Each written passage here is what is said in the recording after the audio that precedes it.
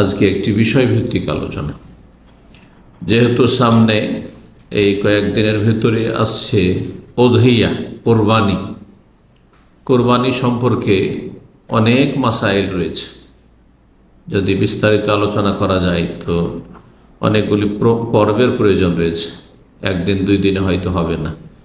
সেসব মাসাইলের কিছু সংক্ষিপ্ত করে আর গুরুত্বপূর্ণ মাসাইলগুলি আজকে আপনাদের সামনে নিয়ে এসেছি। মাসাইলগুলি আপনাদের সামনে পেশ করব, যাতে করে আপনারা অধিকাংশ মানুষই কোরবানি করবেন ইনশাআল্লাহ। কোরবানিটা যাতে করে সহি শুদ্ধ হয়, কোরআন সুন্নাহ ভিত্তিক কোরবানি হয়, কোনো রকমের ভুল ভ্রান্তি না হয়। যে কোনো এবাদত বন্দেগি করার আগে সে সম্পর্কে জ্ঞান অর্জন করা ফরজ। এই বিষয়টি সব ক্ষেত্রে মনে রাখতে হবে।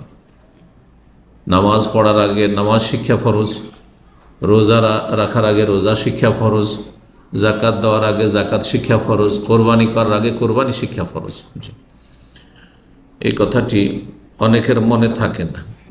কোরবানি করে দিল, হয়ে গেল, একরকম হইলেই হইল, মাসাইল জানুক আর না জানুক। এই জন্য অনেকেরই কোরবানি কবুল হয় না বা আংশিক হয়। আল্লাহ রাব্বুল আলামিন আমাদেরকে কোরআন সুন্নাহ ভিত্তিক জ্ঞানের ভিত্তিতে আমল করার তৌফিক দান করে। আগে এলেম, তারপরে আমল, তারপরে দাওয়াত, এই তিনটি স্তর। তো কোরবানিকে আরবিতে, যেটা বাড়ির কোরবানি আমরা সারা পৃথিবীতে মুসলিমরা করে থাকি, ঈদুল আজহার 10, 11, 12, 13 এই 4 দিন, সঠিক মত হচ্ছে 4 দিন। এটাও আর একটি মশলা এখানে আলোচনায় চলে আসলো। তো আর হানাফি মযহাব বলছে 3 দিন, শুধু 12 তারিখ পর্যন্ত। তাদের কাছে 13 তারিখে কোরবানি জায়েজ নেই। তো নবী সাল্লাল্লাহু আলাইহি ওয়াসাল্লাম হাদিস রয়েছে আইয়ামে তাশরিক, জবাইয়ের দিন সবগুলি। আইয়ামে তাশরিক হচ্ছে 13 তারিখ পর্যন্ত। সুতরাং 4 দিন, অন্য নাইমাই কেরামদের মতে 4 দিন কোরবানি। এই কোরবানিকে আরবি ভাষায় উযহিয়া বলা হয়। কি বলা হয়? উযহিয়া। আর এখান থেকে এই ঈদকে, এই উপলক্ষে যে ঈদ করা হয়, একে ঈদুল আজহা বলা হয়। ঈদুল আজহা, আর আমরা সেটাকে আজহা করি। এখানেও দদ আছে, তো আমরা আজহা পড়ছি, তাই না? বাংলা কি বলছি? ঈদুল আজহা না, ঈদুল আজহা। রমজানে জদ আছে, সেখানে রমজান বলছেন, সোজা রমজান বলছেন। কিন্তু সূরা ফাতিহা যখন ওয়ালাদ দল্লিন আছে, তখন দল্লিন পড়ছেন কেন? ওখানেও দদ, এখানেও দদ, সব জায়গায় তো দদ, তো হইলে একই রকম হবে। যদি ওখানে দল্লিন পড়েন তাহলে এখানে রমদান বলতে হবে, আর এখানে উযহিয়া বলতে হবে, ঠিক না? তো একই অক্ষর, দদ 3 জায়গায় তো বললাম। এইরকম আরও কিছু জায়গা আছে, ঠিক না? রোগীকে মরিজ বলছেন উর্দুওয়ালারা। মরিজ কেন বলছেন? মরিদ বলেন। হ্যাঁ, মরিদ কেন মরিদ বলছেন না? দদ। রোগ, মারাজ। হ্যাঁ, মারাজ উর্দুতে বলছেন মারাজ। আপনি যদি জানিয়াতে যান মারাজ বলবেন। তো ওখানে কেন মারাদ কেন বলেন না? মারদ মানে মর্দ, পুরুষ লোক হয়ে যাবে, দালের সাথে মিলে যাবে কি? তো এগুলো আমাদের দেশে খুব বাড়াবাড়ি আছে। সূরা ফাতিহাতে শুধু দল্লিন না জল্লিনের ঝগড়া, আর বাকি সব জায়গায় রমজান। হ্যাঁ, রমজান বলছে। এদিকে উযহিয়া। আমার কিন্তু শুদ্ধ উচ্চারণ করার অভ্যাস, ওই জন্য উযহিয়া আসে না, ও ছেড়ে দিয়েছি, উযহিয়া বলছি। দওনা আর জওনা। তো যাই হোক, এ হচ্ছে উযহিয়া। আর হাজী সাহেবরা যে কোরবানি করে, ওই কোরবানি হচ্ছে হাদি। এই দুটোর পার্থক্য না বোঝার কারণে অনেক মাসলায় গিয়ে মানুষ ভুল করে ফেলে, ভুল সিদ্ধান্ত। যেমন আজকে একজন জিজ্ঞেস করছে বাংলাদেশ থেকে, যে হজ করতে এসছে একটা ফ্যামিলি, আর ওদের আত্মীয় আছে রিয়াজে, ওদের কাছে একটু টাকা পয়সা কম আছে, তো মনে করছে যে আমাদের আত্মীয়দেরকে বলে দেবো, টাকা পাঠাপাঠি আর কত করবে, ওরা রিয়াজে আমাদের কোরবানিটা করে নেবে, আমাদের হজের কোরবানি করে নেবে। হবে? হাদির সম্পর্ক হচ্ছে স্থানের সাথে, অর্থাৎ হারামের ভিতরে হইতে হবে, স্থানের সাথে। সময় গোটা বছরে যে কোনো সময় হইতে পারে, হাজিদের হলে শুধু এই হজের সময়, আর ওমরাতে এসব নবী সাল্লাল্লাহু আলাইহি ওয়াসাল্লাম হাদি নিয়ে এসছেন। জি। আর উযহিয়ার সম্পর্ক হচ্ছে কিসের সাথে? সময়ের সাথে, স্থানের সাথে নয়। সেটা হচ্ছে এই 4 দিনের মধ্যে হইতে হবে, 10 থেকে নিয়ে 13 তারিখ পর্যন্ত। এই স্থানের সাথে সম্পর্ক নেই। আমেরিকা তো কোরবানি উযহিয়া হচ্ছে, বাংলাদেশে হচ্ছে, সৌদিতে হচ্ছে, সারা পৃথিবীতে যে কোনো জায়গায়। তো উযহিয়া মানে কোরবানি, যেটা আমাদের বাংলা বা উর্দু ভাষায় কি বলা হচ্ছে? কোরবানি। আল্লাহর সান্নিধ্য লাভ উদ্দেশ্য থাকে, এই জন্য নাম হয়েছে কোরবানি।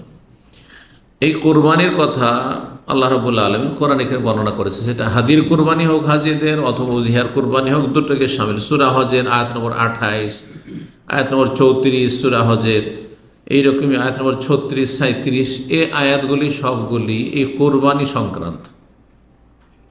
কোরবানি সংক্রান্ত। মহান আল্লাহ বলছেন 28 নম্বর আয়াতে, ফাকুলু মিনহা, এই কোরবানির গোশত থেকে তোমরা হাদি হোক উযহিয়া হোক খাও। ওয়া আত'আমুল বাঈসাল ফাকির, অসহায় দরিদ্রদেরকে খাও। যারা অসহায় দরিদ্র গরিব মানুষ তাদেরকে খাও। তাই নিজে খেতে বলেছেন আর অভাবীদের খাইতে বলেছেন। রব্বুল আলামিন সূরা হজ আয়াত 34 বলছে, ওয়ালিকুল্লি উম্মাতিন জাআলনা মানসাক, প্রত্যেক জাতির জন্য আমি মানসাক মানে কোরবানির বিধান দিয়েছি। নসক কোরবানির বিধান প্রত্যেক জাতিতে, প্রত্যেক উম্মতকে দিয়েছি। যেমন সিয়াম আগের উম্মতের উপর ফরজ ছিল, ওই রকম কোরবানির বিধান আগের উম্মতের উপর ছিল। লিয়াযকুরু ইসমাল্লাহ, যাতে করে আল্লাহর নাম তারা স্মরণ করতে পারে, আল্লাহর জিকির করতে পারে।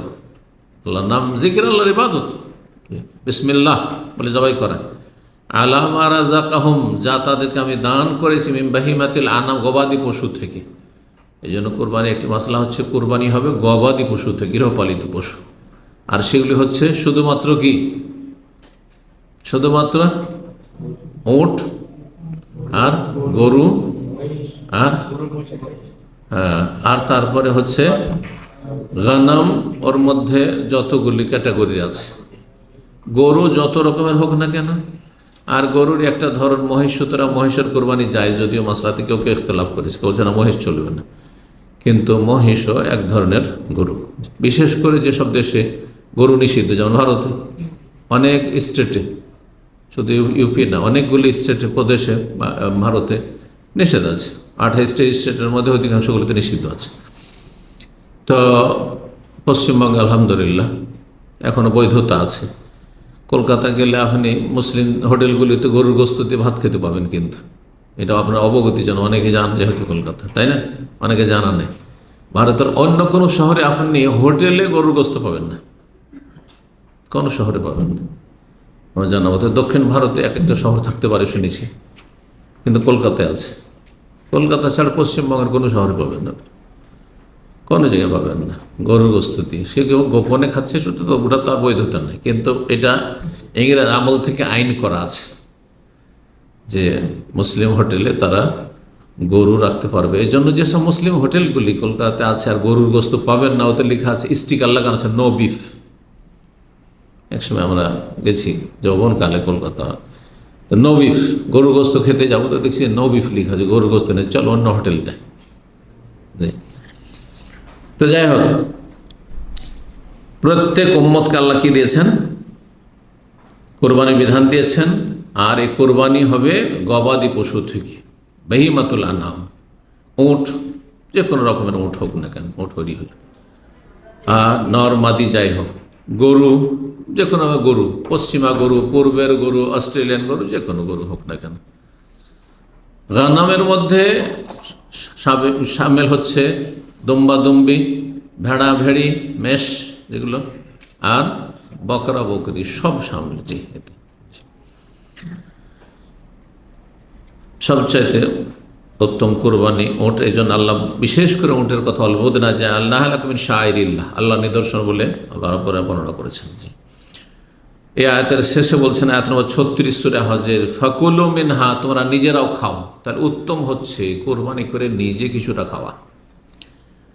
ওয়া আত'আমুল কানি ওয়াল মুতার, আর যারা নিজেই পরিতুষ্ট, মানে যা আছে তাতেই চলবে, কারো কাছে চাইবে না, চক্ষুর লজ্জায়, কানে অল মহতার, আর যার তার কাছে চেয়ে বেড়ায়, অর্থাৎ ভিক্ষুক, অভাবের কারণে ভিক্ষা করে, তাদেরকে খাও, বা চাই যে কোরবানির গোস্ত দিয়ে আমাদের কোরবানি হয়নি, আর কেউ চাইবও না, সবাইকে খাওয়া। অর্থাৎ আপনার আশেপাশের লোক, গ্রামের যারা অভাবী, চাক আর নাই চাক, আপনার খোঁজ রাখতে হবে যে কার কার কোরবানি হয়নি, তাদেরকে খাওয়া আল্লাহ বলেছেন। এখান থেকে নেওয়া যেতে পারে যারা সচ্ছল মানুষ, কিন্তু আত্মীয় স্বজন, হ্যাঁ, গ্রামবাসী, তাদেরকে খাওয়াইতে পারেন। অনেকেই প্রশ্ন করেন যে যাদের কোরবানি হয়েছে তাদেরকে কোরবানি গোস্ত দিতে পারবো কিনা, দিতে পারেন, সমস্যা নেই। এটা হাদিয়া হিসাবে, উপঢৌকন। তাহা দাও তাহাব্বু, নবী সাল্লাল্লাহু আলাইহি ওয়াসাল্লাম বলেছেন যে তোমরা একে অপরকে গিফট দাও, উপহার দাও, উপঢৌকন দাও, এতে কি হবে? পরস্পর ভালোবাসা বৃদ্ধি পাবে। জি, ভালোবাসা বৃদ্ধি পাবে। তারপরে অনেক সময় আপনার গরু হয়েছে, আরেকজনের খাসি হয়েছে, যার খাসি হয়েছে তাকে গরু দিলেন, হ্যাঁ, আর যার গরু হয়েছে সে খাসিওয়ালা খাসি গরু দিলেন, ইত্যাদি। এভাবে কোরবানিতে এখলাস আবশ্যক, আল্লাহ সন্তুষ্টির জন্য হইতে হবে। অধিকাংশ লোক গোস্ত খাওয়ার জন্য গোটা বছর, হ্যাঁ, ছেলেমেয়েরা ভালো গোস্ত খেতে পায়নি, এখানে কোরবানির সময় একটু গরু না করলে হয়, বা এখান থেকে গোস্ত না হইলে হয়, বাড়িতে খাসি না হইলে হয়। যারা খাসি পছন্দ করে খাসি, আর যারা গরু পছন্দ করে গরু। গোটা বছর তো খেতে পেলই না বাচ্চারা, গরিব গরিব মহলে এরকম একটা ধারণা আছে। তো আসলে মূল উদ্দেশ্য হচ্ছে গোস্ত খাওয়া। এই জন্য আমি মাঝে মাঝে বলি যে আল্লাহ আমাদের উপরে এই শেষ সম্মতের বড়ই রহম করেছে, বড়ই রহম করেছে। যদি বিগত উম্মতে কোরবানি খেতে পাবে না, গনিমতের ধন সম্পদ খেতে পাবে না, পাহাড়ে রেখে দিয়ে চলে আসতে হবে। ও যদি চলে গেল তাহলে কোরবানি কবুল। বোঝা গেছে না? যদি এমনটা হতো যে কোরবানির গোস্ত খেতে পাবে না, কোরবানি জবাই করো আর পরে খাবে, নিজে খেতে হবে না, নিজের বাড়ির লোক খেতে হবে না, তাহলে আজকাল অধিকাংশ লোকই কোরবানি করতো না। অধিকাংশ লোক কোরবানি করতো না, অল্প কিছু লোক হয়তো কোরবানি করত। কোরবানি আল্লাহর জন্য হইতে হবে। লা ইয়ানাল আল্লাহ লুহুমুহা ওয়ালা দিমাউহা, আল্লাহর কাছে কোরবানির গোস্ত পৌঁছে না, আর তার রক্ত পৌঁছে না। ওয়ালাকিন ইয়ানালুহুত তাকওয়া মিনহু, তোমাদের আল্লাহ ভীরুতা, কতটা আল্লাহর ভয় আছে। আল্লাহর কাছে কিছু পাওয়ার জন্য করছি, আল্লাহ সন্তুষ্টি হাসিলের জন্য, জান্নাত পাওয়ার জন্য করছি জবাই। যদিও আপনার অভাব থেকে প্রয়োজন থেকে খান, কিন্তু খাওয়াটা যেন লক্ষ্য উদ্দেশ্য না হয়, বা দেখানো উদ্দেশ্য না হয়। আজকাল যাদের পয়সা আছে তারা প্রতিযোগিতা করে কে কত দামি কোরবানি কিনতে পারে।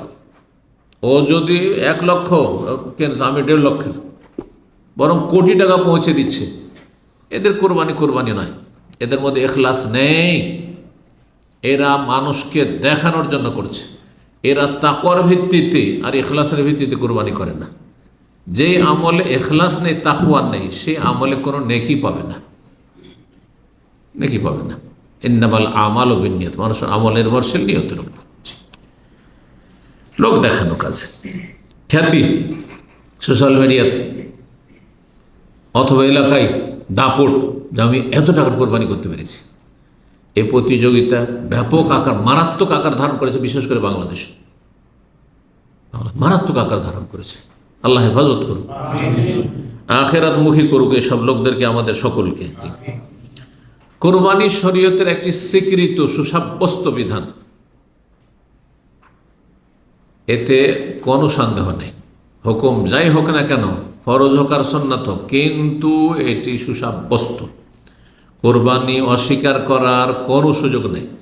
কোরআনে কারীম দ্বারা প্রমাণিত, রাসূলুল্লাহ সাল্লাল্লাহু আলাইহি ওয়াসাল্লামের হাদিস দ্বারা প্রমাণিত, কথার দ্বারা, আমল দ্বারা। সূরা কাউসারের আয়াত নম্বর 2 আল্লাহ বলছেন, ফসল্লি লিরাব্বিকা ওয়ানহার, তোমার রবের জন্য সালাত আদায় করো এবং জবাই করো। এই জবাই করো মানে কোরবানি জবাই করো, এমনি জবাই নয়। ওয়ানহার মানে নাহার করো, নাহার বলা হয় ওট জবাই করা, দাঁড় করে জবাই করাকে, আর নাহার জবাইকেও কখনো কখনো বলা হয়। জি, ইবনে আব্বাস রাদিয়াল্লাহু তাআলা আনহু তাফসীর করেছেন যে নাহার হচ্ছে আন-নুসুক ওয়া যাবহু ইয়াউমুল আযহা, ঈদুল আজহার দিনে জবাই করাকে এখানে কোরআনের ভাষায় নাহার বলা হয়েছে। রবের জন্য সালাত পড়ো, দুটি তাফসীর, একটি হচ্ছে ঈদুল আজহার সালাত পড়ো, নামাজ পড়ে এসো, আর ওয়ানহার আর ঈদুল আজহার দিনে কোরবানি করা।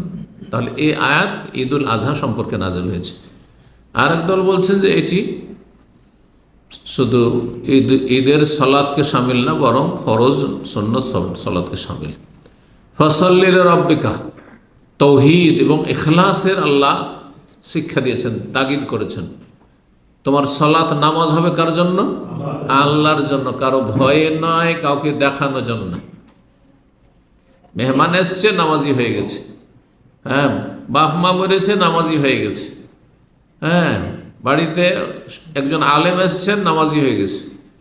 শ্বশুর বাড়ি গেছে, নামাজি হয়ে গেছে। শ্বশুর বাড়িতে এসছেন, নামাজি হয়ে গেছে। নাই, অসৎ লোক সব লোক। আল্লাহ হেদায়েত দান করুন। রবের জন্য নামাজ পড়ো, ওয়ানহার, আর কোরবানিও করো। ওয়ানহার লে রব্বিকা, এখানে উজ্জ্ব আছে। ফসল্লি লিরাব্বিকা ওয়ানহার লিরাব্বিকা, রবের জন্য নামাজ পড়ো, রবের জন্য কোরবানি করো। জবাই তাহলে কার জন্য করতে হবে? আল্লাহর জন্য।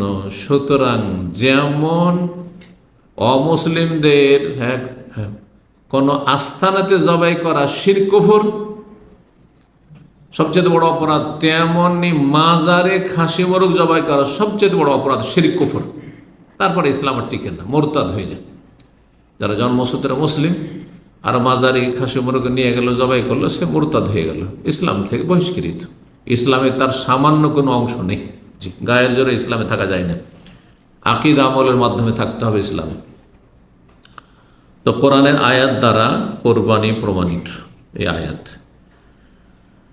নবী সাল্লাল্লাহু আলাইহি ওয়াসাল্লামের হাদিস রয়েছে অনেক কোরবানি সম্পর্কে। তার মধ্যে আনাস রাদিয়াল্লাহু তাআলা আনহুর হাদিস সহিহ বুখারী মুসলিমে রয়েছে, দাহান নবী বিকাবশাইন আমলাহাইন, নবী সাল্লাল্লাহু আলাইহি ওয়াসাল্লাম দুটি দুম্বা কোরবানি করেছেন। দাহা মানে উযহিয়া করেছেন, কোরবানি করেছেন, বাড়ির কোরবানি। রং ছিল আমলাহাইন, সাদা কালো, সাদা কালো। আর কেউ বলেছেন ধূসর রং, ছায়ের রং, দুটোই তো ব্যাখ্যা করা হয়েছে, কিন্তু প্রসিদ্ধ এটি সাদা কালো রং। ফরাআইতু ওয়াদিআন কদমাহু আলা সাফাহিমা ইউসাম্মি বিসমিল্লাহ বলে ওয়া ইউকাব্বিরু আল্লাহু আকবার বলে জবাই, বিসমিল্লাহ আল্লাহু আকবার, আর নিজ হাতে জবাই করেছেন। নিজ হাতে জবাই করা তাহলে সুন্নাত, নবী সাল্লাল্লাহু আলাইহি ওয়াসাল্লাম জবাই করেছেন। নিজের কোরবানি নিজে জবাই করার চেষ্টা করবে। জি, যদি না পরে অপরা হয় তখন কাউকে দেবে, দায়িত্ব দেবে। কিন্তু গ্রামের সব কোরবানি ওই মোল্লা করবে, ইমাম করবে, এটা বেদাতীদের আচরণ। আর এটা হচ্ছে অনুকরণ, ওই ব্রাহ্মণদের অনুকরণ, হিন্দুদের অনুকরণ, যে মন্দিরে ধর্মকর্ম করতে হলে ব্রাহ্মণ ধরতে হবে। আমরা শূদ্ররা, মানে যারা শূদ্র বা ক্ষত্রিয়, বৈষ্ণব, আরও তিনটা জাতি, চারটি কাস্ট আছে না এতে হিন্দুদের মধ্যে, বলছে আমাদের অধিকার নাই যে মন্দিরে গিয়ে পূজা দেবো।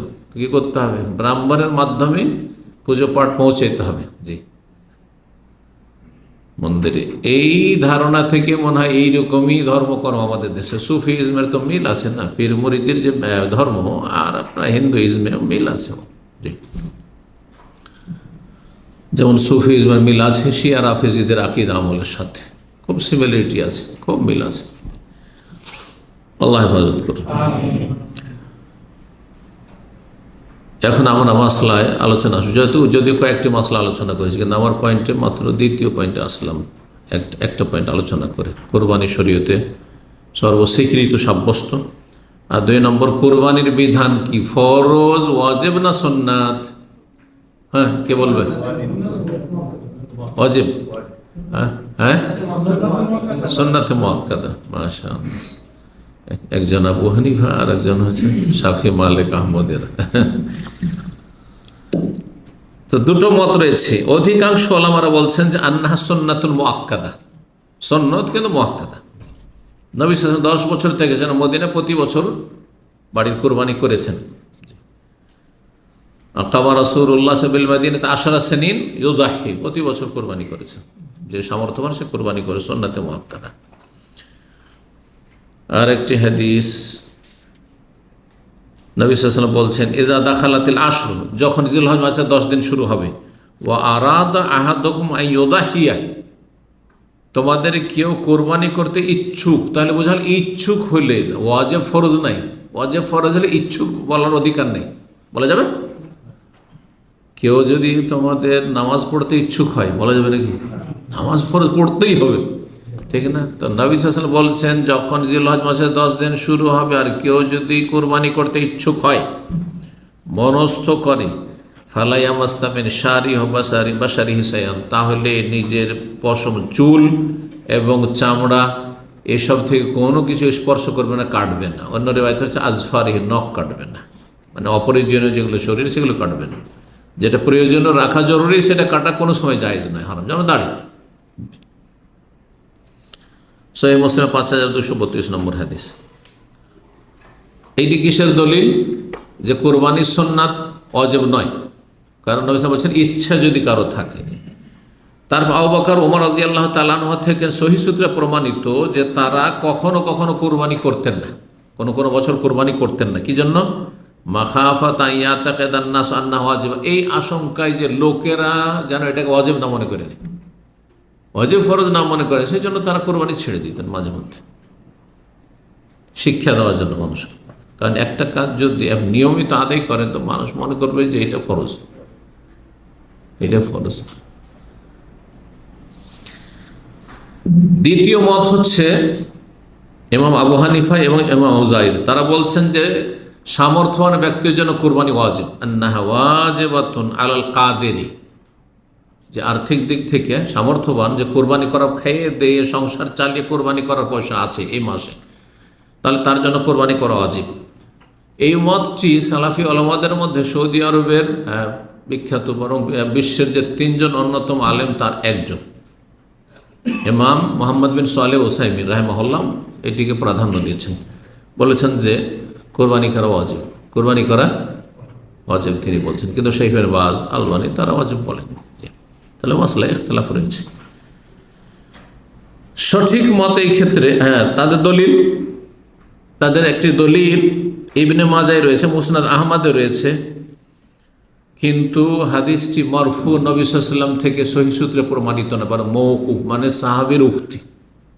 যদি নবী সাল্লাল্লাহু আলাইহি ওয়াসাল্লাম থেকে সহিহ সূত্রে প্রমাণিত হইতো তাহলে তো শক্ত দলিল কোরবানি ওয়াজিব হওয়ার। কি হাদিসে আছে, মান ওয়াজাদা সাআতান, কেউ যদি সচ্ছলতা অনুভব করে, আর্থিক দিক থেকে সচ্ছল, পয়সা আছে কোরবানি করার, কিসের জন্য?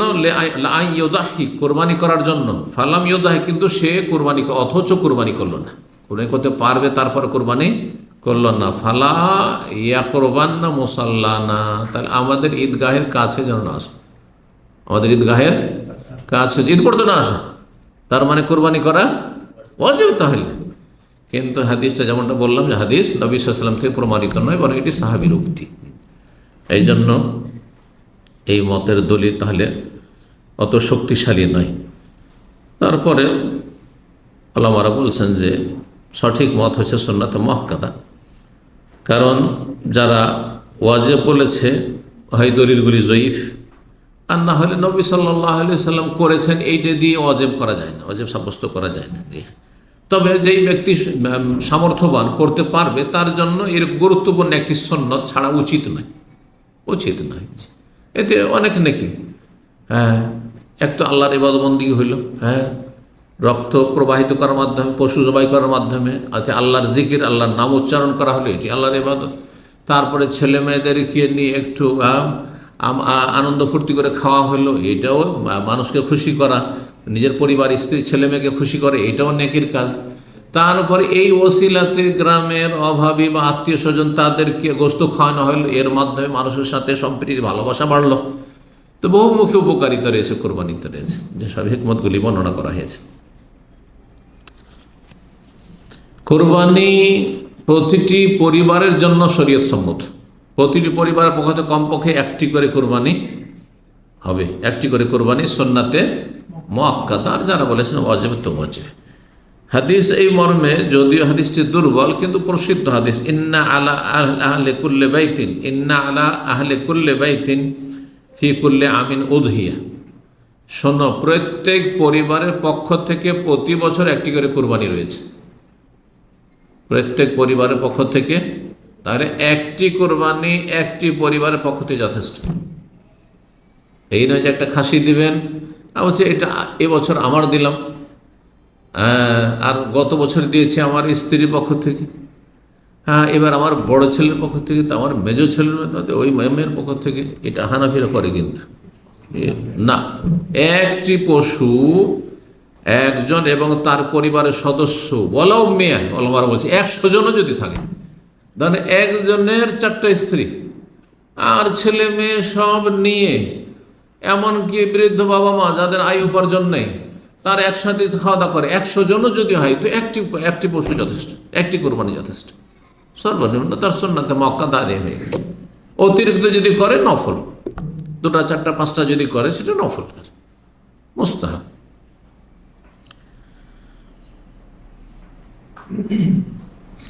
কোরবানি করার সময় কোরবানি যে একজন এবং তার পরিবার পক্ষে যথেষ্টের দলিল। সহিহ মুসলিমে 5203 নম্বর হাদিস, একটি হাদিস রয়েছে, নবী সাল্লাল্লাহু আলাইহি ওয়াসাল্লাম যখন কোরবানি জবাই করতেন তখন বলতেন বিসমিল্লাহ, আল্লাহু আকবার বলতেন, আর বলতেন আল্লাহ তাকাব্বাল মিন মুহাম্মাদিন, আল্লাহ এটি কবুল করো মুহাম্মদ সাল্লাল্লাহু আলাইহি ওয়াসাল্লামের পক্ষ থেকে, ও আলে মুহাম্মদ, মুহাম্মদ সাল্লাল্লাহু আলাইহি ওয়াসাল্লামের পরিবারের পক্ষ থেকে। গোটা পরিবার নয় স্ত্রী, জি। তাদের যদি সন্তান থাকে তো সন্তানের সাথে শামিল, কারণ পরিবারের মধ্যে স্ত্রী এবং সন্তানরা শামিল, সন্তান অমিন উম্মতে মোহাম্মদ, এবং মোহাম্মদ সাহেব উম্মতের পক্ষ থেকে, মোহাম্মদ উম্মতের পক্ষ থেকে, পুরো উম্মতের পক্ষ থেকে। আর উম্মতের মধ্যে জীবিত মৃত সবাই আছে। আর এইভাবে সুন্নাত জীবিতর সাথে মৃতকে শামিল করা, শুধু মরার নামে কোরবানি, এটিও একটা তরিকা, হ্যাঁ, বিনা দলিলের তরিকা, যেটি খুব বহুল প্রচলিত হানাফি সমাজে। এই বছর আমার মরা বাবার নামে করলাম, এই বছর মরা মায়ের নামে করলাম, এই বছর দাদার নামে করলাম, এই বছর দাদির নামে করলাম, এই বছর নানার নামে নারীর নামে, এইসব চলতে আছে।